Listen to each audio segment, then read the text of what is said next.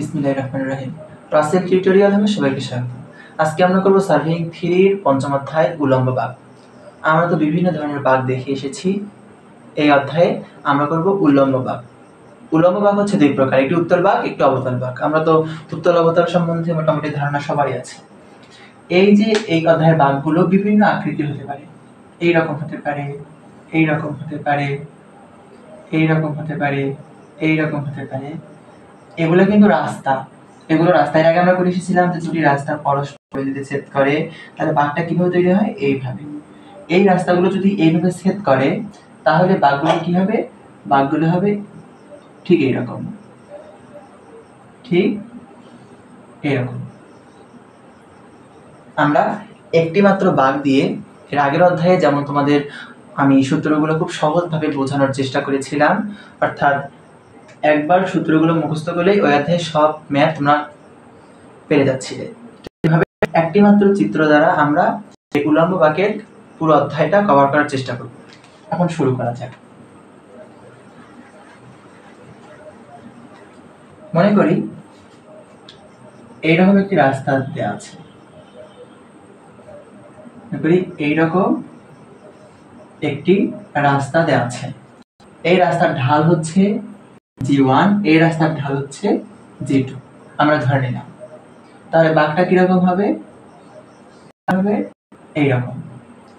এটা হচ্ছে প্রথম স্পর্শক বিন্দু যেটাকে ধরলাম T1, শেষ স্পর্শক বিন্দু যেটাকে ধরলাম T2।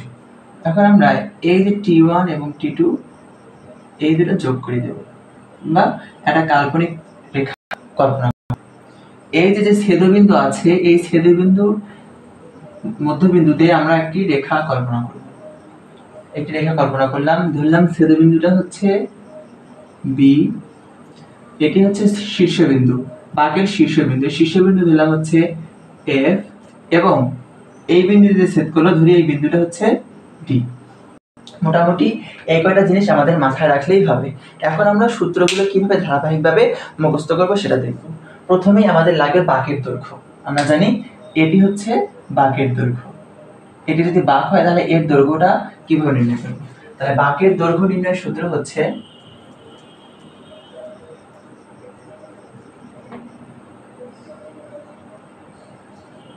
বাঁকের দৈর্ঘ্য হচ্ছে L ইকুয়াল বীজগাণিতিক বিয়োগফল ঢালদ্বয়ের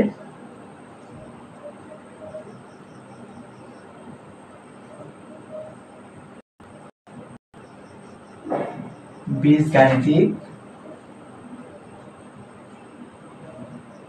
বিয়োগফল ডিভাইডেড বাই ঢাল পরিবর্তনের হার, ঢাল পরিবর্তনের হার গুণন চেইন এস, অর্থাৎ যত মিটার চেইন দ্বারা আমরা মাপবো। এই চেইন এস দেওয়া থাকলে আমরা সেই চেইন বসাবো, যদি না দেওয়া থাকে তাহলে 20 মিটার কিংবা 30 মিটার চেইন বসাবো। তাহলে গুণন চেইন এস। এখানে হচ্ছে ঢালদ্বয়ের বীজগাণিতিক বিয়োগফল। এই ঢাল আছে G1 এবং G2, এই দুটোর বীজগাণিতিক বিয়োগফল।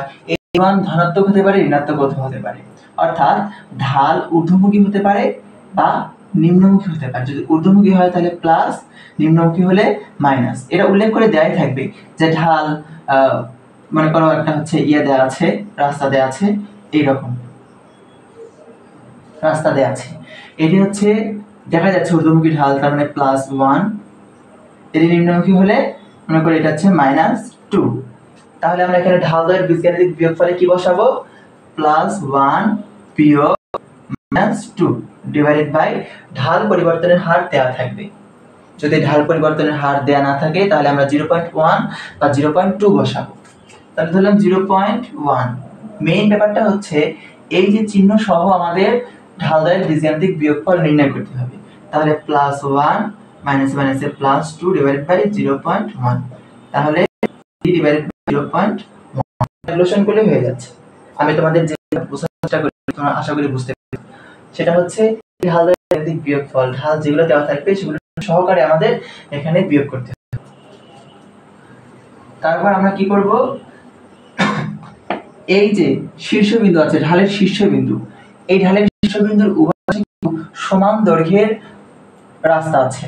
অর্থাৎ যদি আমরা এই বাঁকটাকে সম্পূর্ণ দুই ভাগে বিভক্ত করি তাহলে তো অবশ্যই উভয় পাশে যে অংশ থাকবে সব সমান। ধরলাম এই পাশে অংশ আছে হচ্ছে এল পরিমাণ দৈর্ঘ্য, তাহলে এই পাশে এই পরিমাণ দৈর্ঘ্য হবে। তাহলে বাঁকের উভয় পাশের দৈর্ঘ্য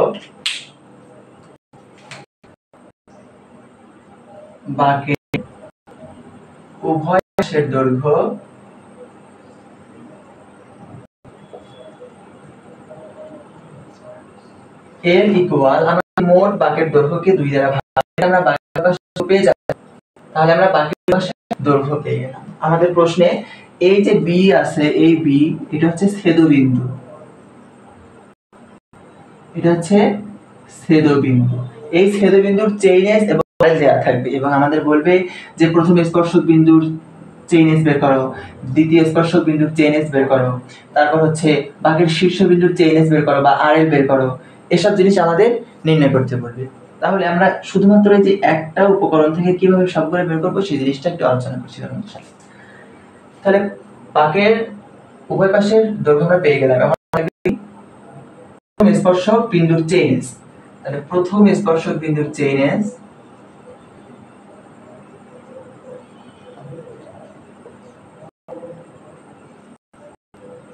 বিন্দুর চেইনেস T1 ইকুয়াল, আমরা কিন্তু ছেদবিন্দুর চেইনেস জানি, তাহলে ছেদবিন্দুর চেইনেস থেকে এই T1 দূরত্বটা যেহেতু নিচের দিকে আছে তাহলে আমরা লিখব ছেদবিন্দুর চেইনেস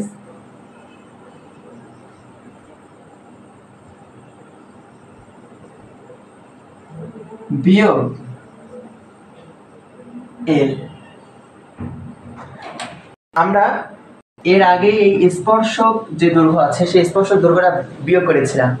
এখন আমরা বাঁকের দৈর্ঘ্যটা পেলাম, উলম্ব বাঁকের ক্ষেত্রে এই যে স্পর্শক দৈর্ঘ্য আর এই যে এল সম্পূর্ণ বাঁকের অর্ধেক পরিমাণ যে দৈর্ঘ্যটা আছে সেই দুটো সমান ধরা হয়। কারণ আমরা যখন এক্সাক্ট বাঁকটা চিন্তা করব তখন এই বাঁকের দৈর্ঘ্যটা খুবই কাছাকাছি এরকম একটা হয়ে যায়। তাহলে যখন খুবই এই ছেদবিন্দুর কাছাকাছি হয়ে যায় তাহলে এই বাঁকের দৈর্ঘ্য আর এই যে স্পর্শক দৈর্ঘ্য সমান কল্পনা করা হয়। সেই জন্যই আমরা এই যে ছেদবিন্দুর চেইনেস আছে এই ছেদবিন্দুর চেইনেস থেকে এই যে এল পরিমাণ দৈর্ঘ্য বাদ দিব, তাহলে আমরা T1 বিন্দুর চেইনেস পাবো। একইভাবে দ্বিতীয় স্পর্শক বিন্দুর চেইনেস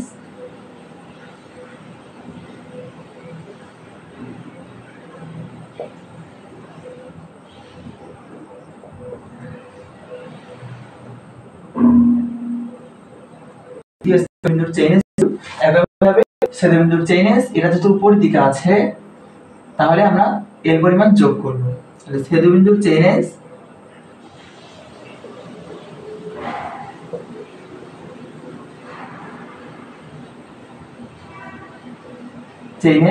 প্লাস এল। এখন যদি আমাদের বলে এই যে বাঁকের শীর্ষবিন্দু নির্ণয়, তাহলে আমরা কি করব, ছেদবিন্দুর চেইনেস এবং এই ডি বিন্দুর চেইনেস যোগ করে 2 দ্বারা ভাগ অর্থাৎ গড় করব। এই এফ বিন্দুটা হবে ডি ও বি বিন্দুর মধ্যবিন্দু। আমরা বি বিন্দু জানি, এফ বিন্দু বের করতে হবে, আমরা ডি বিন্দু জানি না। এখন ডি বিন্দুর চেইনেস কিভাবে নির্ণয় করব, এই T1 এবং T2 এর মধ্যবিন্দুতে তো ডিটা আছে, তাহলে আমরা এই T1 আর T2 এর গড় করে চেইনেস বের করব। তাহলে ডি বিন্দুর চেইনেস equal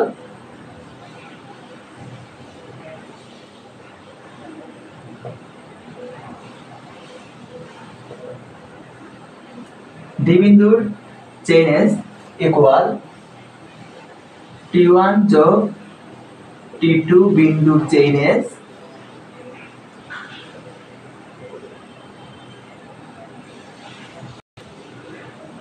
divided by 2।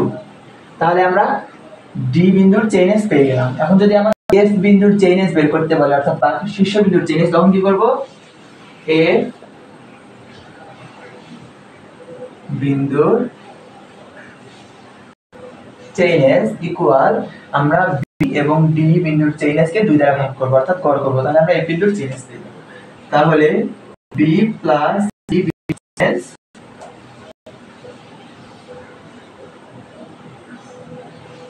Divided by 2। আশা করি বুঝতে পারছো যে কিভাবে সবগুলো বিন্দুর চেইনেস বের করা যায়। এখন আমরা শিখবো যে কিভাবে আরএল বের করা যায়। বি বিন্দুর ছেদবিন্দু চেইনেস এবং দেয়া থাকবে। আমরা চেইনেস সবগুলো বিন্দু করে ফেলেছি। এখন আমরা কি করব, আরএল বের করব। তাহলে প্রথমে টি1 বিন্দু দিয়ে শুরু করি। টি1 বিন্দুর আরএল বা প্রথম স্পর্শক বিন্দুর RL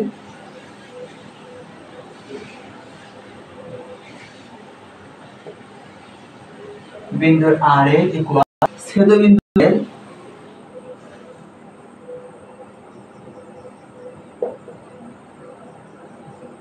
plus minus G1 divided by 100 গুণন L।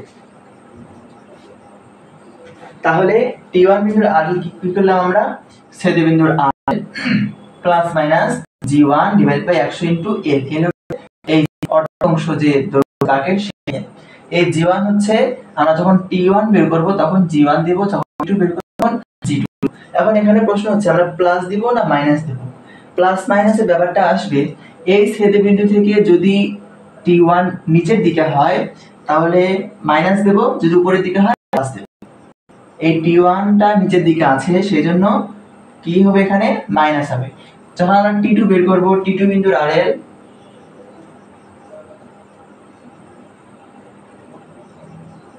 কি হবে, ছেদবিন্দুর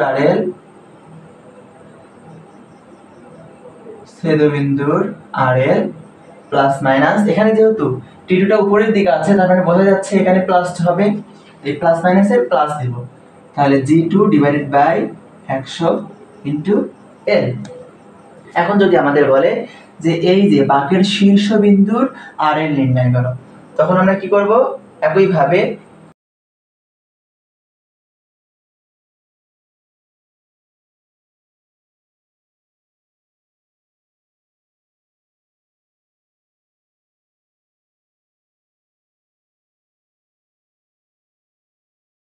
বি ও ডি বিন্দুর আরএল, এই আরএল কে 2 দ্বারা ভাগ করলে আমরা এই যে এফ বিন্দুর আরএলটা পেয়ে যাব।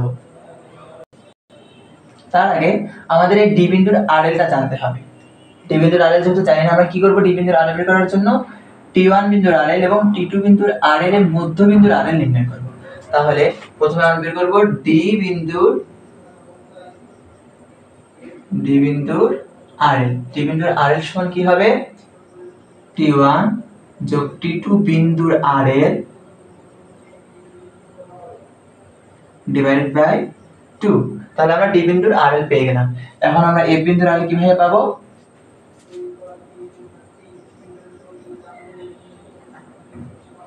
এফ বিন্দুর RL equal B plus D বিন্দুর আরএল, অর্থাৎ বি বিন্দুর আরএল প্লাস ডি বিন্দুর আরএল ডিভাইডেড বাই 2। মোটামুটি এই ধারাবাহিক অনুসারে আমরা সবগুলো মান নির্ণয় করলেই আমাদের উলম্ব বাঁক এর অধ্যায় সম্পূর্ণই শেষ। আশা করি তোমাদের পরীক্ষার যেহেতু বেশি সময় নেই, তোমরা শুধু আমার ক্লাস ভালো করে করো এবং ম্যাথ প্র্যাকটিস করো, সেহেতু ইনশাআল্লাহ তোমরা ভালো করো। আমি তোমাদের 1 থেকে 7 গাণিতিক যে সমস্যাগুলো আছে সেগুলো যে শর্টকাট যে টার্মগুলো তোমাদের মাথায় ঢুকে গেলেই তোমরা গাণিতিক সমস্যাগুলো করতে পারবা, সেই ম্যাথগুলো দিয়ে দেব এবং তোমরা এখান থেকেই সবগুলো প্রশ্ন রচনামূলক সবগুলোই কমন পাবে ইনশাআল্লাহ। আজকের জন্য এই পর্যন্তই। সবাই ভালো থাকো, সুস্থ থাকো, খোদা হাফেজ।